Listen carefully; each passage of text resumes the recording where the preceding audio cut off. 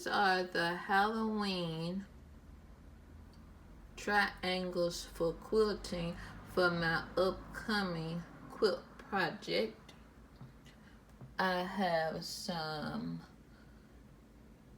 printed triangles. These are 60-degree triangles, and some gray triangles for the background and orange for the accent. You know, when you work with 60-degree triangles, the rows have to be an odd number. So those are the triangles going across. You need to make sure you have an odd number for symmetry purposes. And the columns, which would be the triangles going down, would be an even number. So an odd number of triangles going across this way. So I have 7. 1, 2, 3, 4, 5, 6, 7. Going down, as you see, I have 6. It's 2, 2, and 2 if you look. So that's 1, 2, 3, 4, 5, 6. So that's my even number going down. And again, this is all basically for symmetry purposes.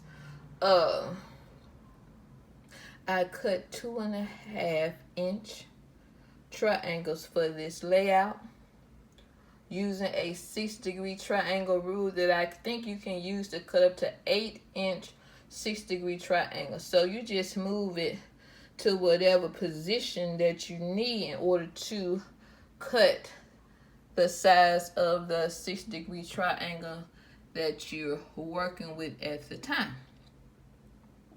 I have done a long form video on how to cut 60-degree triangles. If you can sew squares, you can sew triangles. It's the same concept. It's just you're working with a 6-degree triangle versus just a straight up and down angle as in a square. You can take forever like I did to get the courage up to work with 6-degree triangles. But it's really not necessary. Like I took forever to even get up the courage to work with 6-degree triangles, because looking at it, it looks kind of complicated. If you're only used to working with squares, then to go from squares to triangles, you would be like, oh, how can I do that? But you can. Make sure that your squares are the same. Nope. Make sure that your triangles are the same size. Take your time. I really don't plan on doing any iron until I get this whole quilt top sewn together.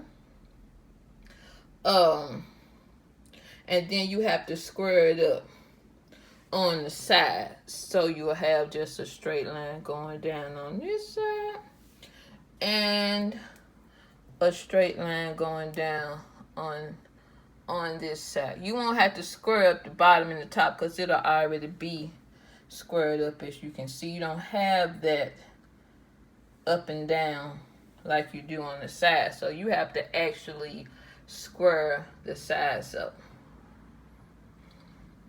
So once you take your time and sew it together row by row, and you do have to go row by row, like you have to sew the whole row together. So if it's 7, I'll sew 2, and then I'll add on till I get to 7, and then sew the rows together. But yeah, these are my Halloween triangles for quilting. And I love to work with triangles now that I have gotten the courage up to work with triangles. So you can do it. Just take your time. First, you got to get up the courage. And then just take your time. I wouldn't iron till I got ready to sew my top together. So you'll need to make sure you iron your fabric good before you go to cut out your triangles. That may help. And if you look really good, you see hexagons. So that's like an illusion that comes out when you work with 60-degree triangles. But yeah, these are my Halloween triangles for quilting for my upcoming quilt project. Thanks for watching my video. Please go and watch some of my other videos. Let me know what you think about this, my Halloween quilt triangles for quilting, in the comment section. Thanks for watching. Check you later. Please go and watch some of my other videos.